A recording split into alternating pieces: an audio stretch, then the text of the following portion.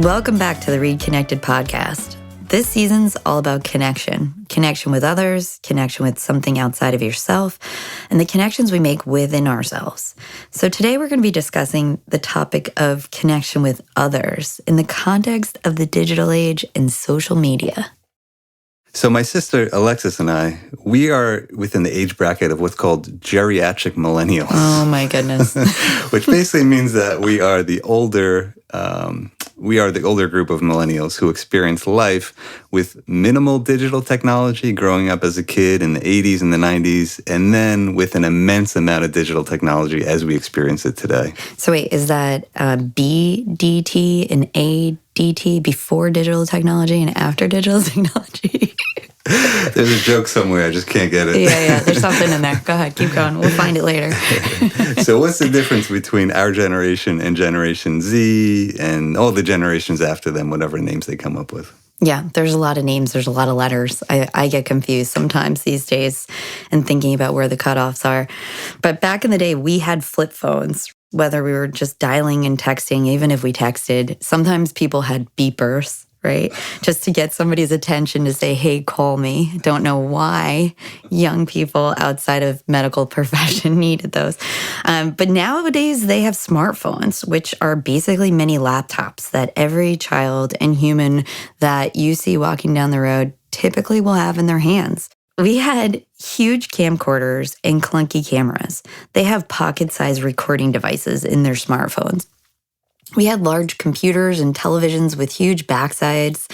I think it was just the projector in the back, but that always seemed like empty space. That seemed useless. Why was it so big in the back? Huge. They have sleek smartphones and paper-thin televisions. We had tape cassettes, compact discs, mini discs, Walkmans, Discmans, that's a word I forgot in a previous episode, and even iPods. They have Spotify and Apple Music streaming services.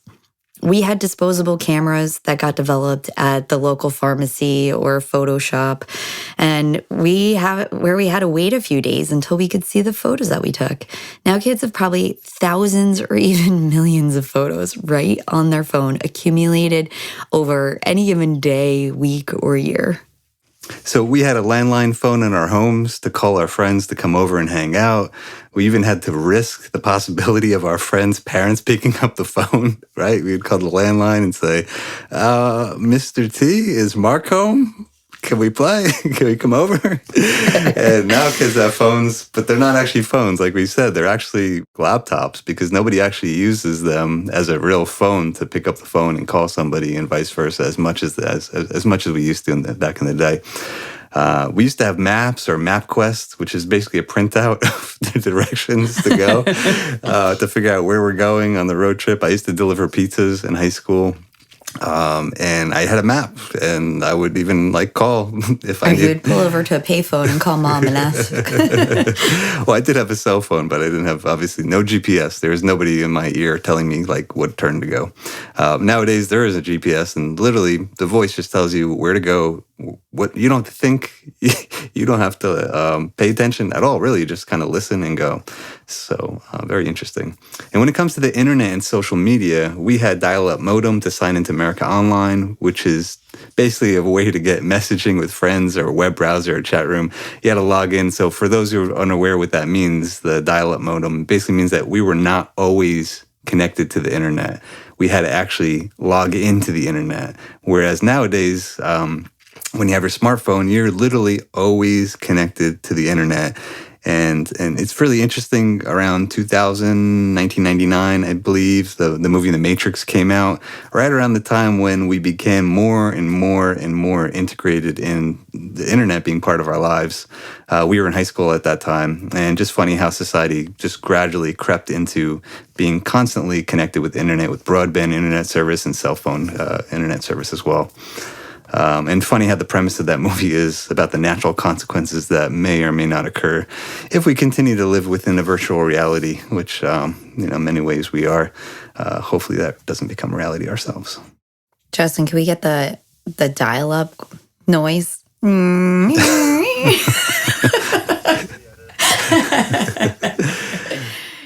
So it's really interesting because now we have social media that's so prevalent that kids just have grown up with, right? And It's begs the question, is social media virtual reality? It's not literally a virtual reality, but it's pretty close to it. And for us, social media is another reality that exists outside of the present moment. It's the first medium that we as a society have lived within, which we're not passive consumers of just the technology. We're active participants. So furthermore, it's always on. So think about, even just kids going out and hanging out with friends and missing an opportunity because they weren't invited or they weren't available. This is the same thing with social media. It's always going. There's always this fear of missing out on something that's happening or that you should know about or you should be exposed to. Right. It's always running. It's always moving. It's always going on in the background, right? Yeah. And you got to imagine what that does to our brains when we feel like there's something else. There's another reality happening that's not right in front of us that we feel like we need to be a part of or we need to access all the time because we do have access to it all the time. Mm-hmm. So it's quite the conundrum. So I remember around 2015, which was around the time when the majority of youth began using social media. It was kind of this cutoff when I think it was over 50% of youth and teens began having a smartphone, and that has absolutely increased. Like I said before, now it's about 95% of teens have a smartphone, right? And that's never happened before in human society. So what actually happened at this time? Well, it turns out through the research that you can say, is this correlational? Is it causal? That's up for debate. But you can see that the mental health issues of teens has gotten much, much worse since that cutoff, right? And interesting enough, and there's a book called The Anxious Generation. Dr. Jonathan Haidt, who is a psychologist, talks a lot about this, and he looks at the research. So the book talks about how, the mental health of youth and teens in particular did not deteriorate the way we're seeing now when we were going through things like 9/11, the economic crisis of 2008. So if you look back on the research, you would think, well, if it is these catastrophic events that happen in our country, that you would think that that would be the cause of the deterioration of youth mental health. And in fact, there wasn't this spike in mental health issues for teens at that time. But when smartphones became extremely prominent in people's lives and youth's lives, that's actually when we began to see the mental health concerns rise significantly. So you got to look at that as a comparison, right? Because sometimes it's hard to do research to really know what is causing what. And sometimes it's more than just one thing, right? It's hard to say it's one thing that's causing mental health concerns for anybody. But certainly that is an interesting fact. Yeah, and it's so interesting, and I know we'll talk about this some more later in the episode, but there's this idea of if you know about something, are you going to identify as a part of it? And there's this idea that, on social media, there's a lot of people who are talking about mental health and being more proactive to help people to better understand themselves. So were kids talking about their mental health, or were they using different forms of coping mechanisms, maybe outside of themselves, outside of just the technology, to be able to build resilient tendencies to get through these really difficult moments that we experience in our lives? Definitely, right. And so I remember, working with someone long time ago who I was like, I think your smartphone has become a bit of a distraction in our session. Could you, leave it out? And this is like about when smartphones just became a thing. And I was kind of experimenting with different ways of dealing with it. And it was funny, the reaction the person had. She's like, well, what if there's an earthquake and I wouldn't know about it, right? And so like neither of us grew up in an area where there's no earthquakes. So kind of, obviously it's a biased sample, working with anxious youth. As of 2024, we've now experienced earthquakes here in Massachusetts and New Jersey. Right. Both the places that we've lived. Right. But you can kind of see though, the way that the internet feels, it's almost like a sense of comfort and anxiety at the same time, that you can know everything. But, knowing everything, as we'll get into in this episode, is not always an antidote for anxiety. Sometimes it could help and hurt at the same time. So, just a window into, we're going to try to open up a conversation about, what is the experience of a teen using technology through, the work we have with our clients and patients, and through the research and so forth, and just trends. You might be wondering, are we anti-technology? Absolutely not.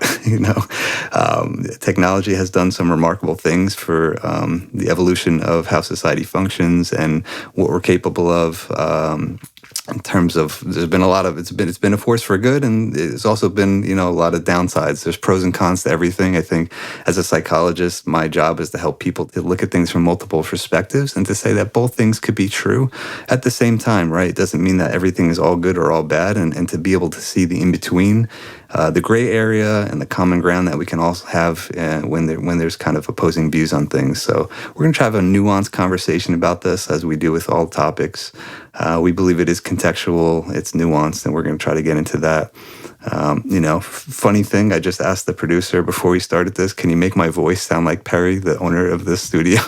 And it turns out that AI can actually do that, which is quite interesting. We're not going to get into that today necessarily, but you can imagine how significant things will become as technology even gets more further down the road. Well, I think one of the things that's been a prevalent theme in my work these past few weeks actually comes from Macbeth. A student I work with was looking at a scene to analyze it, and part of it was thinking about the difference between wisdom and fear. And I think as we go through this episode, I want us to hold on to this idea of, are we using wisdom to guide our actions and behaviors, or are we using fear? And sometimes digital technology and access to so much information puts us in that conundrum of thinking about, well, what's guiding our actions, our emotions, and behaviors?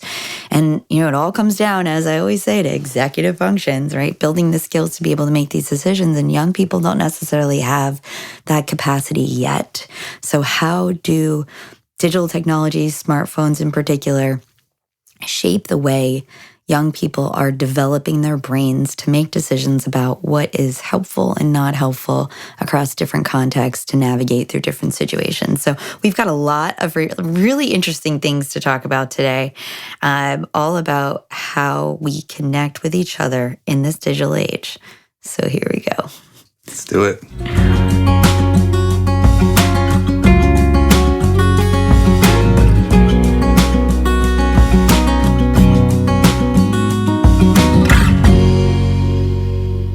So for those of you who follow us on social media, you probably know that a very long process has recently concluded. Myself and my co-author, Dr. Lisa Carey, have completed and published a book called Supporting Student Executive Functions, Insights and Strategies for Educators. Now, we started this book a while ago, and I was fortunate enough to integrate in a lot of quotes from the students I work with over the years. And there was one in particular on page 124. I'm going to quote it, that came from a sixth grade student that I was working with, who out of nowhere started to recognize how digital technology was impacting him. And just give me a second, because I think this is a good place for us to start today. And it starts around this whole idea. The category in the section of this book is talking about how do we teach learners how to use technology instead of just giving it to them, right? Because I think we miss a really important opportunity to teach learners how to use technology to be a good and helpful tool versus just letting them kind of go off to the races and see what they figure out, because sometimes that's where we get in trouble. So here we go. So we were talking a little bit about the brain, and a sixth grade student learning about habit formation asked me, so if I do something consistently, it strengthens my brain, right? So if I play games online, it's strengthening my brain? He was right, it does. Right? But those neural connections will get strengthened the more he plays a game online and fills those dopamine receptors. This moment opened up an opportunity to talk about how his video gaming habit is changing his brain. We talked about the positive impacts of gaming, as well as how too much screen time or engaging in video games only as a form of entertainment can impact his brain in a not so helpful way. Some studies have shown that too much gaming and screen time can impact sleep, mental health, and expectations outside of the digital environment. Opportunities can be missed to practice in the real world some of the skills that are getting reinforced in the digital world. So after watching a short video discussing what we were talking about and some of his reflections from the video, the student said, so I think I want to only play games online for maybe 20 minutes each day. What about educational videos and apps? This was another great curiosity that led to a discussion about how screens can be impactful no matter what you're doing, but that, educational videos, typing practice, and other tools can be helpful to practice in moderation while being mindful of having too much screen time. And I swear, this is exactly the conversation we had and the things that he said, where he, without me saying, you shouldn't be on the screen so much, recognize like, oh, maybe this isn't actually so good for my brain as it's developing, which was amazing. So I captured that and put it in the book because people like to blame digital technology for us losing attention, not being able to focus, not being able to engage in things outside of digital technology. And from the introduction, we said, we're not against technology. We just want people to use it well. Intentionally. Yeah, exactly. Yeah, totally. That's a great anecdote. You always have these great stories of like things that the kids that you work with say, and some of it's just brilliant. I couldn't make it up. It was amazing. So, it's great. Thank you. Well, no kidding about the screen time. I mean, you can think about sleep. What percentage of high schoolers do you think report poor sleep? Oh my gosh, I want to say like 95%. Well, close enough, 77%. Yeah. At least 95% of those that I work with. And if you go back to the sleep episode we had with Dr. Jade Wu in season 3, I mean, like it's not good for your brain or your health. Like there's a lot of negative consequences of sleep. And maybe, at the very least, we can all find common ground that screen time does impact sleep, and poor sleep is poor for your mental and physical well-being. So I think people who really are maybe even addicted to using technology, that we can at least find common ground. I think sometimes when there's differences and, parents and kids are arguing about, how much screen time, what should I be allowed to do, right? Sometimes, my opinion working with families is you got to start with common ground, because if you don't start with that, you're kind of opposing each other, as in you're trying to convince the other person about who's right, who's wrong. And that usually is not the best way to resolve a conflict. So for me, if you're a parent, you might want to think about, start with common ground to see what you both believe in is true at the starting point. Yeah, and understanding the motivations for using it. There's a lot of kids that feel very isolated from others, and they feel like, whether they're gaming or connecting digitally and virtually with other people, that it feels like there's a social connection that's being met through those interactions. And we can't monitor or police screen time use until we really understand the motivation behind it, because we might actually be missing some really important pieces of what the young person is actually experiencing. And I would argue that it's the same for adults, right? Like when I feel the most disconnected, sometimes I go to social media to see what my friends and family are doing, right? And, sometimes that's because my schedule doesn't always match up with theirs to have a conversation. So it's one way to make those connections.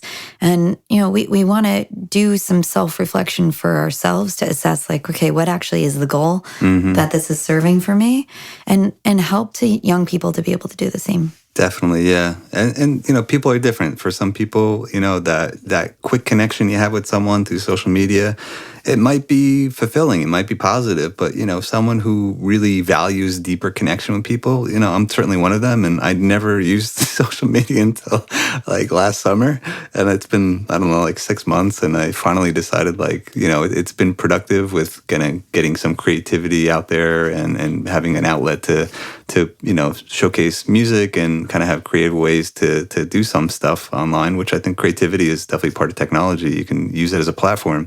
But certainly I think that, for me at least, and certain people out there, when you feel like real connection and genuine connection and having organic interactions with people that feels authentic and it's in the moment, right? Like I value that a lot. It's probably why I'm a psychologist, right? Because I do it every day, in terms of working with patients in therapy. But for me, I reflected on what it felt like, and I was like a walking experiment, right? I literally have not used it until now. And I just checked in with how I'm feeling, and I'm like, a couple things happened. One is it wasn't as fulfilling, right? I got to reach out to people maybe I wasn't able to connect with otherwise. Some people say like it's the only way I can connect with anyone, like you said. Yeah. But for me, it just didn't feel fulfilling enough. Like it's like nobody has time to really engage in a more authentic, full way. So it didn't really do that for me.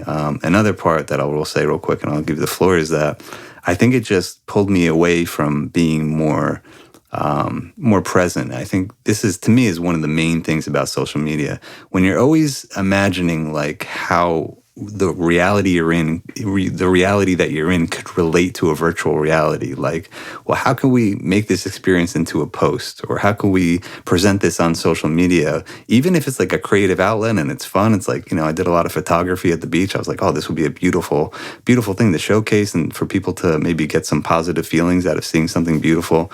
Like, and that was great. But it just, there's a time, like, it becomes almost like too consuming where you lose touch with just being present and just absorbing yourself in the moment because you're relating the present to the future. You're thinking, okay, how can I relate this in the future to something else on the virtual reality?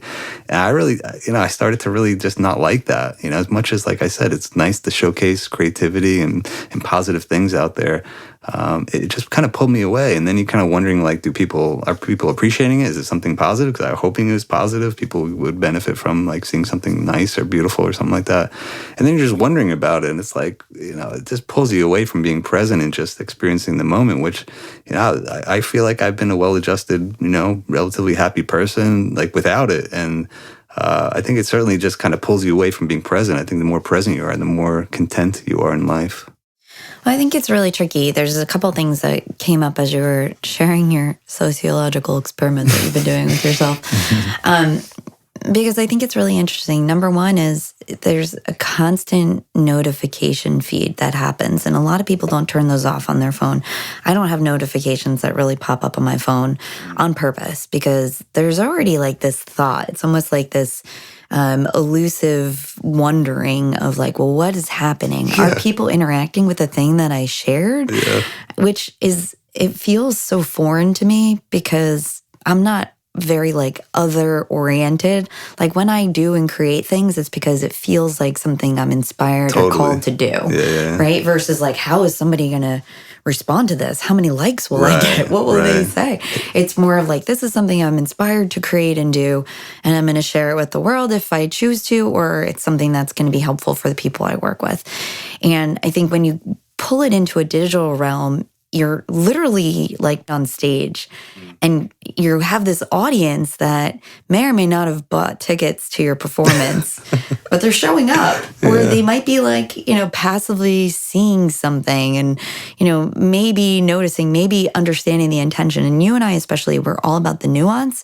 We're not just about things on face value. So I think for both of us, I think we're saying the same thing, that social media has kind of an inauthentic component to it. Yeah. And unfortunately, what you said before, a lot of people are thinking in a future orientation. And from my work, sometimes I wish people would think about their future selves. More often, yeah. More often, but not in terms of what other people are going to think, because that is something that actually we can't control at all. Right. We can't control how somebody else is going to react or behave in the presence of something we do or say. Totally, yeah. But that tends to be the thought, like the example you gave. Yeah, and like there's just so much content. So much content. You can't blame people for being in an inauthentic experience because like you can't expect anything from anyone. Yeah. And for me, it's again, like I like genuine connection. I like really diving in deep with people and then connecting and conversing and talking and nuance. And there's just so much more stuff we can talk about that. But one of the things I remember when we were talking to Marissa about social media and how she does a lot of stuff on there, I brought this up that, and you kind of alluded to this, it's kind of like you're becoming a famous person. Or you think you are, even if you're not. Right. And not even that you think you are. There's just like the context of like when you're famous, everybody's watching you. That's all I mean by that. Not even if you want to be famous or not. But like you're literally just like people can see you all the time or whatever you're doing. Right. And to me, like this is my biased opinion, but if you survey a lot of famous people, and you ask them, do you like being famous? If they were to be honest with themselves, they're going to say that there's a lot of downsides to being famous. There's a lot of privilege for sure, but there's most definitely a lot of downsides. Right. Things that don't get discussed, things that we don't hear about because, they may talk about it until they kind of have a breakdown or something, right? You see a lot of like these famous artists who, they can't take it because of the stuff that they're going through. And now they're starting to talk more openly about that. On social media, it's like all eyes are watching you all the time.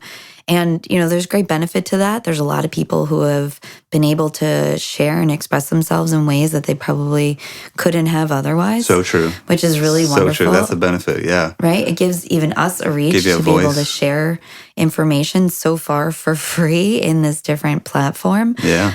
Whether it's a podcast or, on a social media site. But there's also a lot of detriment that potentially comes up to it. And I don't want to paint it as positive or negative. I just want us to think about this in terms of caution. So I'm going to press pause for 1 second because I want us to get into some of the data and the research. And Jerry's going to talk a lot about that. But before we do, I want everybody to press pause and actually check your phones and see how much time you have spent on social media this week. Right? Everybody has that access on your phone. If you have a digital smartphone, you'll be able to check in and see, okay, how much time have I been spending on these different social media apps across your week?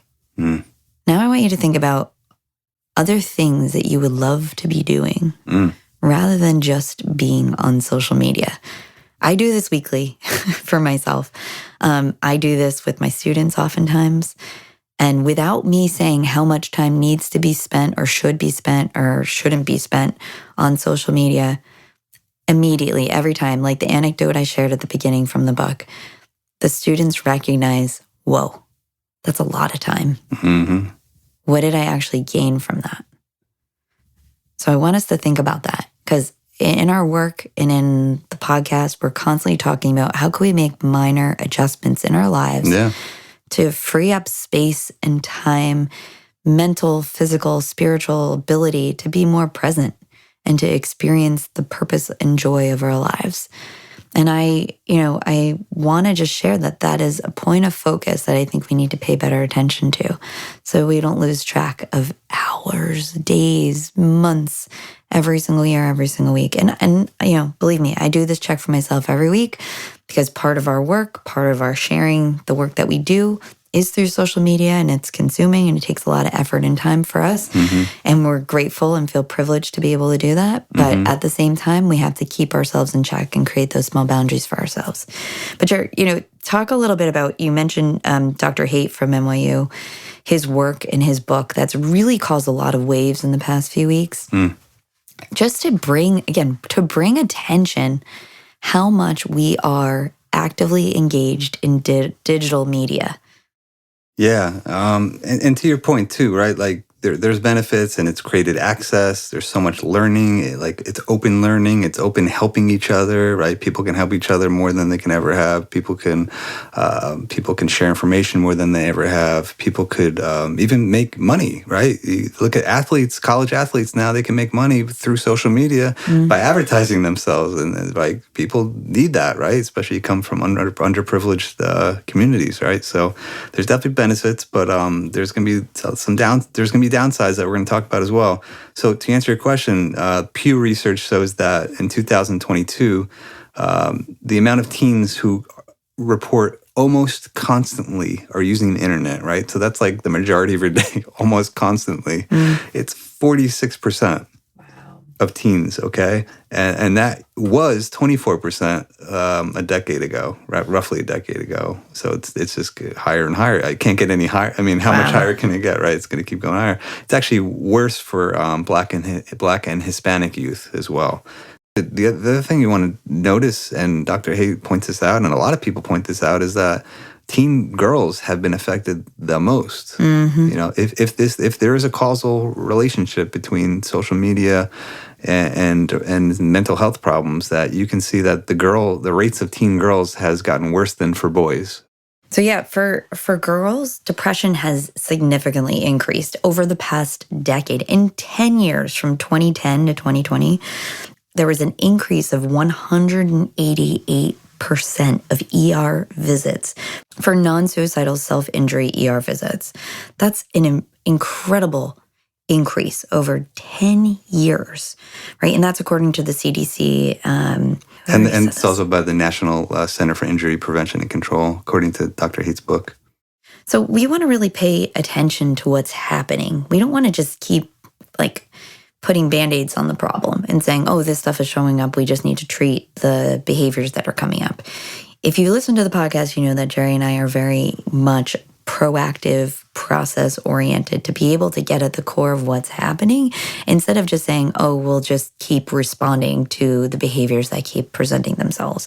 So we need to take a deep dive and really think about, well, what is happening and causing these young people to be struggling so much? And when you look at the differences in what was happening in their lives, like we've been saying, social media activity, digital technology access has increased over this time period. So let's get back into the kind of pros and cons of social media and the internet and so forth. So let's talk about learning, right? If you're listening to this podcast, maybe you're trying to learn something, right? How amazing is that? You can just learn so much. And, the kids that you work with, the kids I work with, they talk about it's great to have the internet. You can ask your friend for help much more easily in terms of learning something that you don't understand. You can look up videos and they're really kind of very helpful, right? Now, there's also there's different social media platforms out there or social media personalities out there that are providing a ton of information about health. Here's everything you can possibly know about nutrition, about the way your body works. And for me, so cool. If you want to learn that, great. And if you have the capacity to learn at that deep level, great. I'm a little concerned though that it could become obsessive. It's almost too much information for the brain to process, or I'll get into more detail about that, but I feel like it might be too much information. If you know too much, sometimes it's overwhelming because you're like, where do I start? How do I put this into context? How do I apply this to me as an individual, right? Because the people consuming this aren't talking to their doctor while they're consuming it. They're literally just consuming it on their own or talking to other people who are in the same boat.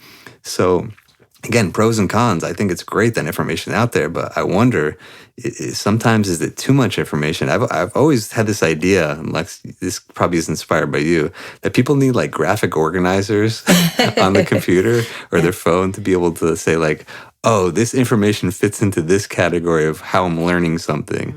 Oh, and I'm going to put the video link here. Because otherwise, it's just all random information that you're trying to wrap your head around, all this random information. It's well, what's the context? How does it apply to me? How do I apply it effectively? Yeah. What's important? What's not important? Prioritizing information is really, really difficult. And there are apps for that, right? Where you can pull in different things into different categories if you choose to.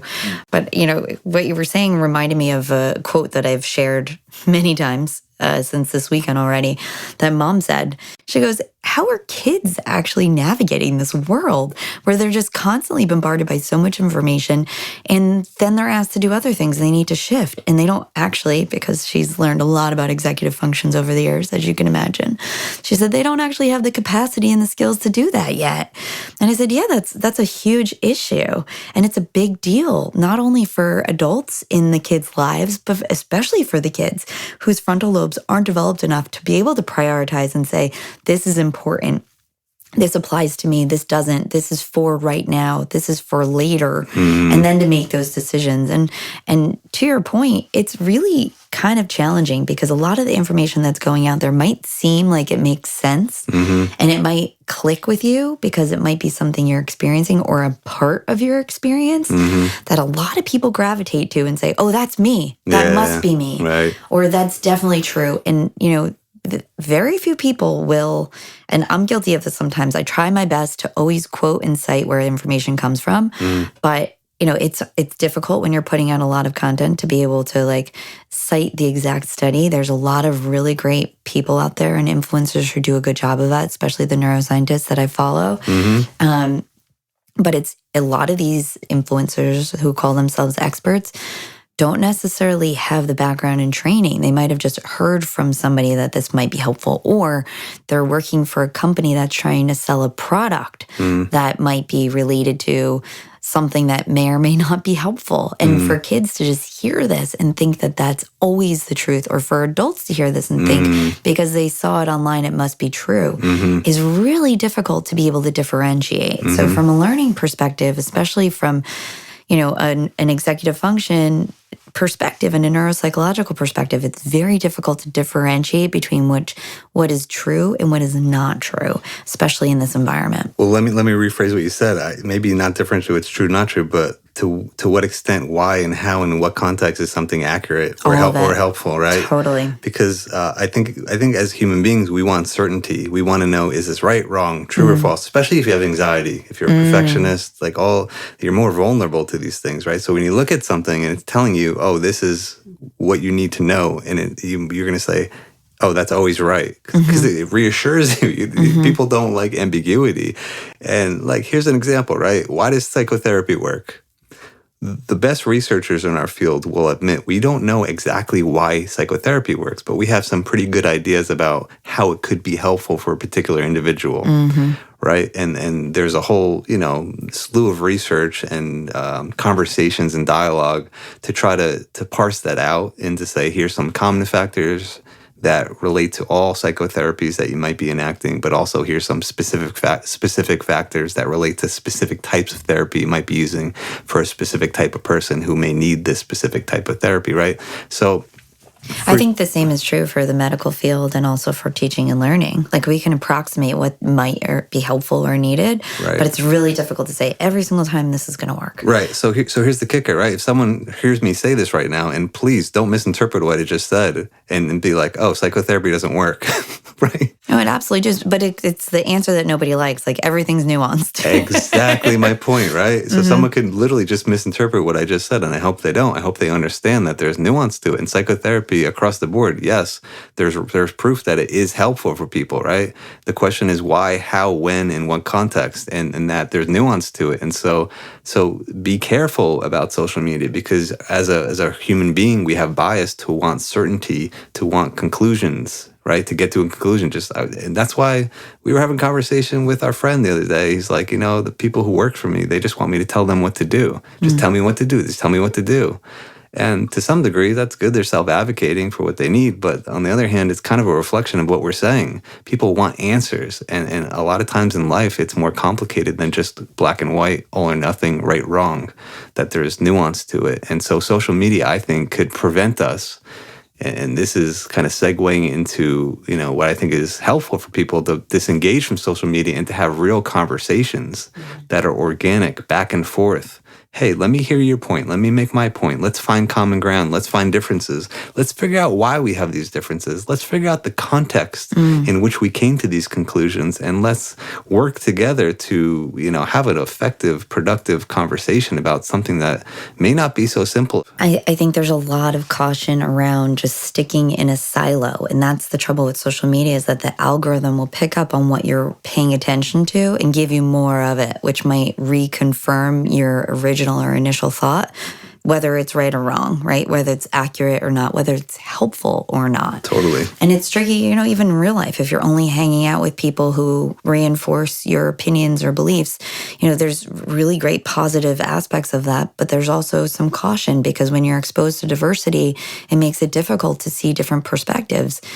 And, my co-author Lisa and I were interviewed on a podcast, and we were asked a question about, why should schools and administrators care about executive function as an initiative to teach teachers about. And I said, this is not even about just academics. This is about building a set of skills that allows for individuals to think critically about information that they're given, right? How can they look at different perspectives, zoom in and zoom out, be able to understand and parse apart different types of information, different people, different backgrounds, different experiences, to be able to arrive at their own decisions instead of just being passive consumers of information. Which is hard to do. It takes time. Very difficult. We all need help to do that. And it takes cognitive capacity and energy to focus. And support from other people, and patience and compassion and understanding, right? All that stuff. And maybe that's being lost in some ways. And by the way, the stuff that we're consuming, like you said, with the algorithm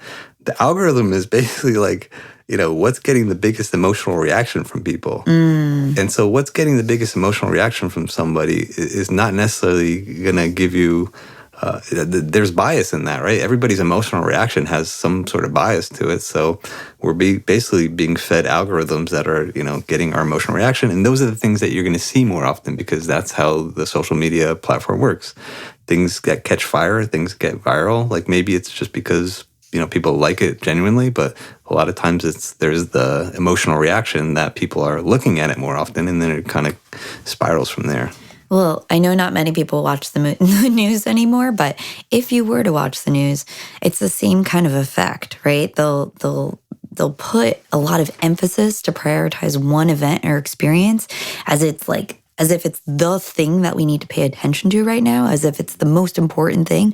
They are literally captivating and saying this is the priority to pay attention to, right? And they have lots of different ways and techniques to be able to capture your attention, right? Whether it's visual or auditorial, like you'll hear people's tones of voice that this is the most important thing to pay attention to, right? But is that always the most important thing? And when most of the information that you're interacting with seems like it's the most important thing, how do you actually prioritize in your mind what's important for me? What's going to be helpful for me? Right. And for young people or vulnerable populations, that could be really challenging, difficult, and scary. Well, it can also be crushing with anxiety, right? Imagine that you're learning about something like climate change. Climate change is a great example, right? Because yes, people care about something that's important. And so if you can't contextualize what that means to you as a teenager, and this relates not just to climate change, it relates to a lot of things where you can feel immense responsibility for something as one individual and feel such guilt, anxiety, and suffering, and I've seen this with patients, because you can't put it into a larger context of how this relates to you in the broad scope of your entire life. And everything right now that you're doing, every moment is going to make or break something, right? Or you're not doing enough. And the truth is, one person literally is not nobody's doing enough because it's impossible for one person to fix the problem by themselves, right? And that is a truth. It's a sad truth, right? Because Wisdom or fear. We want to fix big problems. Yeah. But the thing is, one person, right, is not going to fix the entirety of the problem. And then so if you can't wrap your head around that, right? Because kids are kids, right? And even adults have a hard time with this. You can feel soul-crushing guilt and pain that you can't fix it yourself. And there's something you're not doing enough. And that could, especially if you have anxiety, perfectionism, especially if you have other traumas and stuff that make you feel even more sense of guilt, they're going to be more vulnerable to something like that, right? Well, I would say that, social media has been very helpful, especially for young people who feel very passionate about a cause. So climate change is a good example where they can connect with others who are, researching and learning and trying to be active for that cause. And it's brought a lot of people together because sometimes, in a classroom, there's different goals. There's not always a lot of opportunity to talk to your peers and to hear what their interests are. So you might feel isolated in this experience. So social media has been great to be able to connect people in that way. People who have an interest in health or wellness or psychology, even just listening to a podcast and then being able to talk to somebody else about it can help to bring people together. And I think there's these really beautiful things that happen. And I've talked before on the podcast about a study that I was a part of back in my graduate work where we were using a digital technology to see how much more communicative will students with disabilities be if they have a digital platform to be able to organize their thoughts and plan what they're going to say before they share, in comparison to students who are just in class And the premise was, if you're reading a piece of literature, how are you going to engage in a discussion about it? And we found that those students with disabilities especially were able to better communicate their ideas and engage in a discussion through this digital technology versus outside of it, where they might have felt nerves or stress or anxiety, which impacts their executive functions to organize their thoughts, plan, prepare, and share. So there are some really beautiful benefits to be able to create access and create these connections that might feel stifling or inaccessible in other venues. Definitely. I love that. And it's so true, right? Access to communicate. And that's pretty much the goal of what Universal Design for Learning that you advocate for, right? Is give people different ways of expressing themselves and also different ways of engaging with learning, which social media is doing both those things, Totally. in a pretty effective way. But there are downsides too. So I really want to get into like the relationship people have with each other.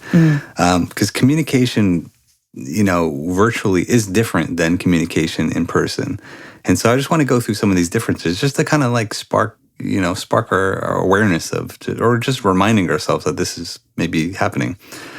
So when it comes to, in person, right? Let's say that, we're kind of getting together and we're interacting with each other in some context. There's kind of like a chance to warm up to each other, right?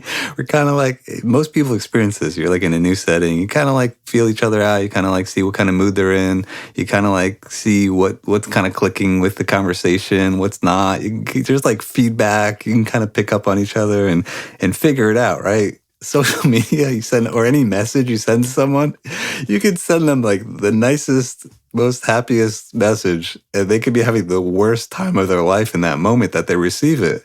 And you would literally have no idea that was happening. And so, for someone who cares about connection, right? And both of us do, it's definitely a downside, right? There's no synchronicity with each other because you can't synchronize with each other. You can't link up with each other in a way that's organic. And also, like, sometimes in person, you can kind of, troubleshoot. You can say, oh, maybe I can find a different way of saying what I meant to say.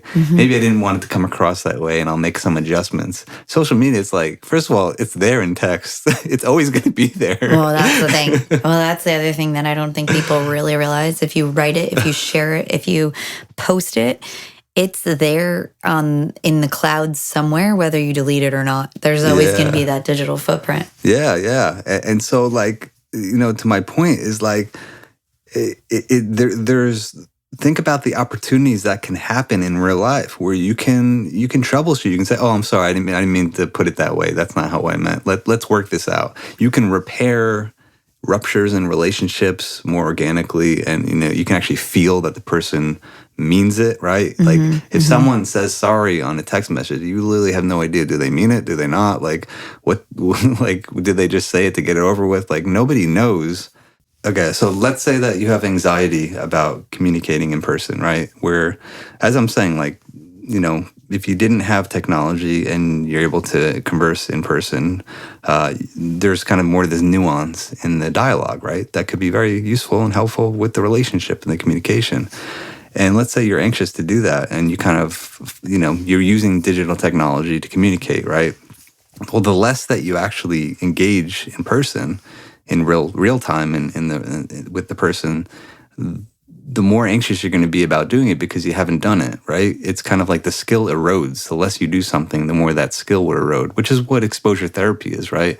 I'm not saying exposure therapy is the right thing for everybody, right? That would be too broad of a statement, too much of a generalization, but certainly there are times when you help people to do things they're afraid of, which is exposure therapy. They learn that they can do it. It's not as bad as they had imagined or catastrophized in their mind, that the conclusions that they were jumping to are not as accurate as they thought, because they actually did the thing they were afraid of, which, there's a lot of effectiveness with that. I've seen, tons of progress with patients who do that. And it's not the only answer. I want to be clear about that.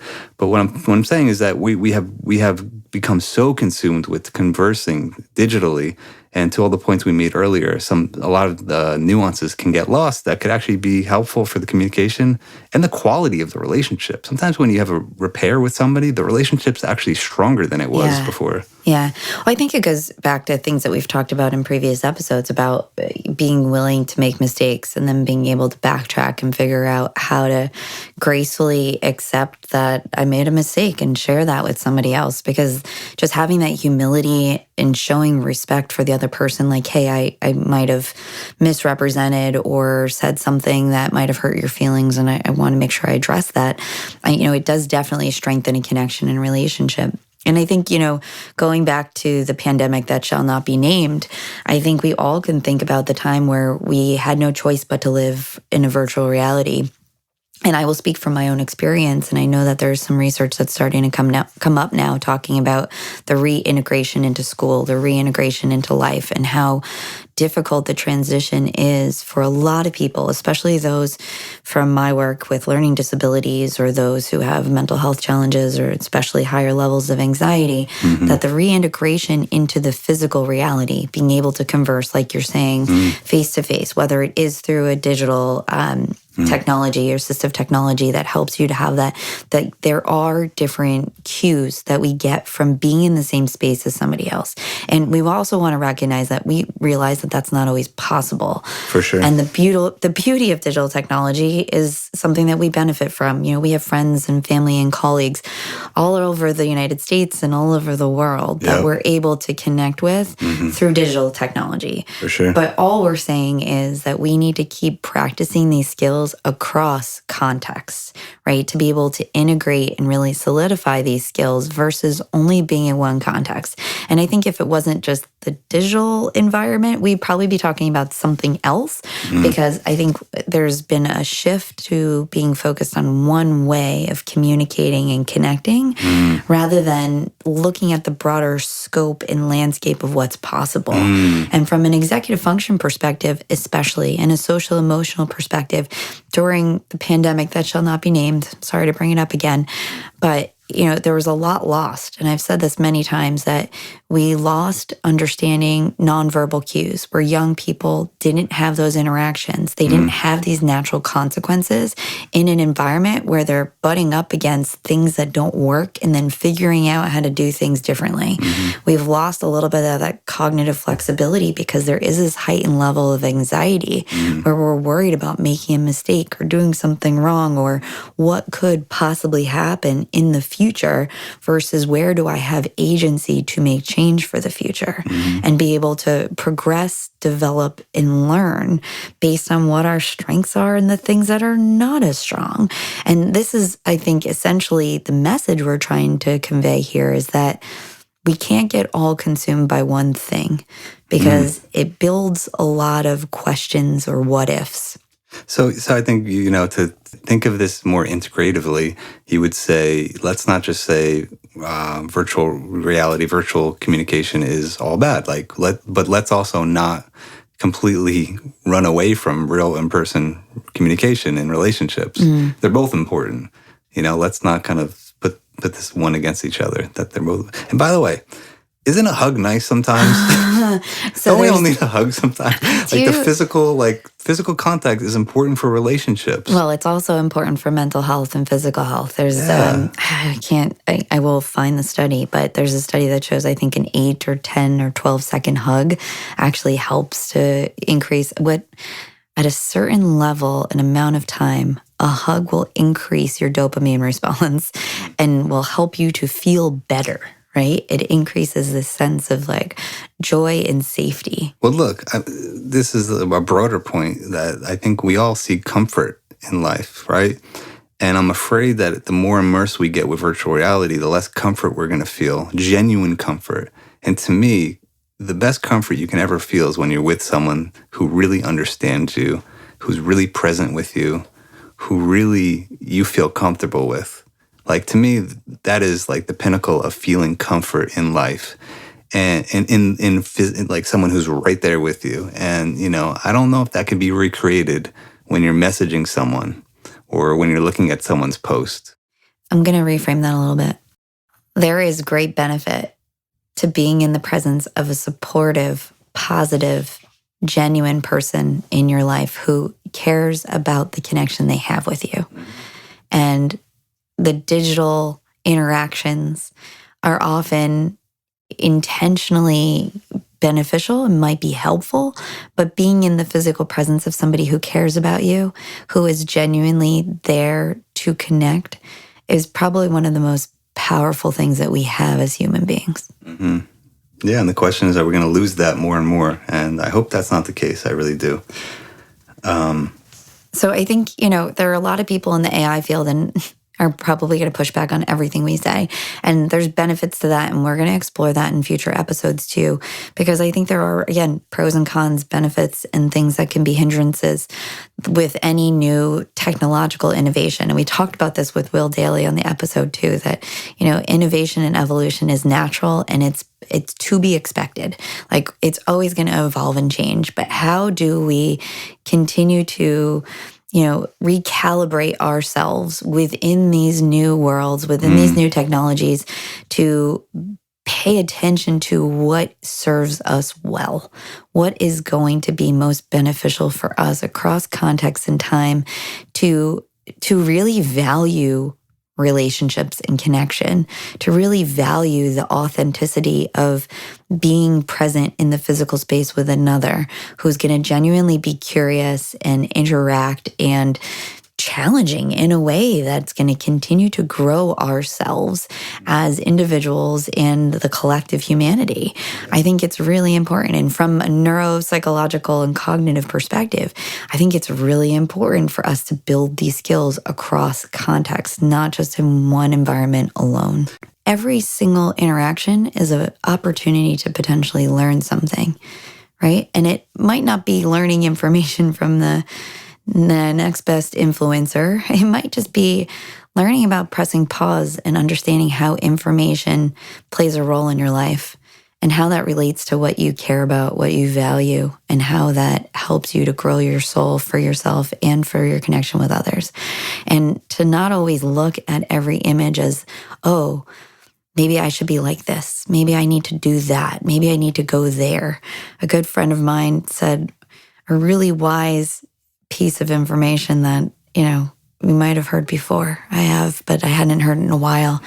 She said, the grass is greener where you water it and where you strengthen it, where you choose to work on it, where you choose to pay attention. So I want us to just notice where our attention is going. And we're going to talk more about this on future episodes, but where our attention goes can often allow for where our neural connections grow. So as my student said, as we started the episode, maybe I should pay attention to how I'm using my time, the people and the connections that we're making, how they help us to develop as individuals who can figure out what our purpose is here on this earth. Because I think that is essentially the message, the exploration, and the journey that we're on here together. Definitely. Love it. Well, great conversation. Geriatric millennial, Alexis. Geriatric millennial, Jerry. I'm going to own it, right? I am a geriatric millennial. I have wisdom, and I am very mindful of any fear that comes from messaging that I get from external sources, digital or otherwise. Do you remember the technical, real quick story? Remember the technological advances of using the camcorder for a school project, where I ate a fake cereal called Little Penny-O's. Oh, that's the best. And Little Penny, that was Penny Hardaway, my favorite basketball player back in the 90s. And the camcorder videotaped me eating the box of cereal. And then what happened next? And then all of a sudden you grew into somebody bigger and you were stronger because you ate the Little Penny-O's. Yeah, and the way that worked was we just stopped recording. Someone else came in and started recording again.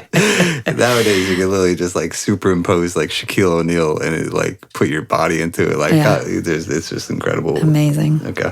Great conversation, Lex. Yeah, thanks, Jer, as always. Thanks for tuning in to the ReidConnect-Ed Podcast. Please remember that this is a podcast intended to educate and share ideas, but it is not a substitute for professional care that may be beneficial to you at different points of your life. If you are in need of support, please contact your primary care physician, local hospital, educational institution, or support staff at your place of employment to seek out referrals for what may be most helpful for you. Ideas shared here have been shaped by many years of training, incredible mentors, research, theory, evidence-based practices, and our work with individuals over the years, but it's not intended to represent opinions of those we work with or who we are affiliated with.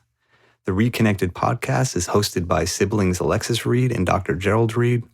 Original music is written and recorded by Gerald Reid. Editing and recording was done by CyberSound Studios. If you want to follow along on this journey with us, the ReidConnect-Ed Podcast will be releasing new episodes every 2 weeks each season. So please subscribe for updates and notifications. Feel free to also follow us on Instagram at ReidConnect-Ed Podcast. That's ReidConnect-Ed Podcast, and Twitter at ReidConnect-Ed. We are grateful for you joining us and look forward to future episodes. In the meanwhile, be curious, be open, and be well.